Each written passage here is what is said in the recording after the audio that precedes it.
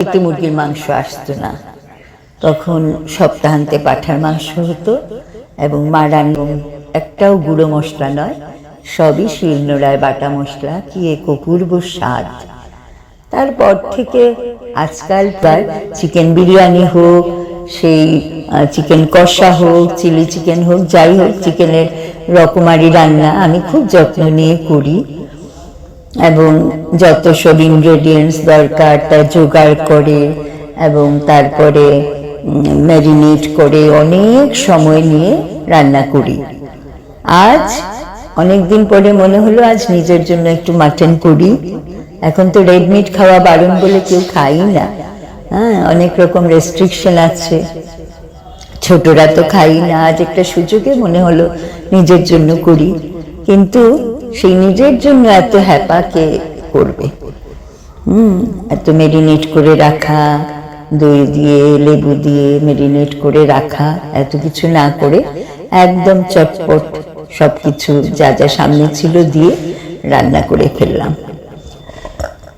এই যে একটা বয়সে আমরা দাঁড়িয়ে আছি, 50 বয়সে, মন শুধুই পেছনে ফিরতে চায়। সেই ছোটবেলার কথা বড় বড় মনে পড়ে, মায়ের কথা, মায়ের হাতের রান্না, সেই আমাদের আজকে যে কত কোল্ড ড্রিঙ্কস, কত মকটেল, কত কিছু আছে, তবুও সেই লেবুর শরবত মা যেটা করতেন।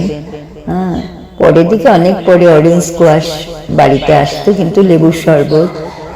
তারপরে এই যে এসির কথা ছেড়ে দাও, এসিতে যে বসে থাকি, এসির কথা ছেড়ে দাও, যদি আমরা সেই শীতল পাটিতে বসে মাটির কলসের জল, শীতল পাটি, হাত পাখা, তাল পাখার বাতাস, এগুলো, সেই দিনগুলো বড় আরামের ছিল। আজকাল হয়তো বিজ্ঞানের প্রগতির জন্য সেই দিনগুলোর আনন্দ আর কোথায় পাই। আমাদের ছোটবেলায় যেমন একটা একটা করে জিনিস, প্রথম টিভি আসলো, ফ্রিজ আসলো, বাড়িতে ওয়াটার কানেকশন, সাপ্লাইয়ের জল আসলো, তো এই যে এক্সাইটমেন্টগুলো একটা একটা করে, আজকে এটা পাবো, এটা আসবে ঘরে, এটা আসবে, বাবা অন্যের ঘরে যেতে হবে নাকি রাস্তায় থেকে আনতে হবে না, তো সেই এক্সাইটমেন্ট আজকের দিনে বাচ্চারা কই পায়? ওরা জন্ম থেকে সবই পাচ্ছে মোটামুটি।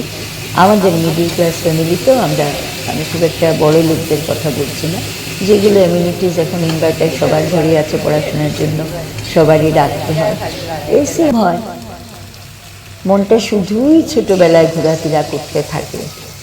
কি জানি কেন আজকাল এরকম বেশিই হচ্ছে।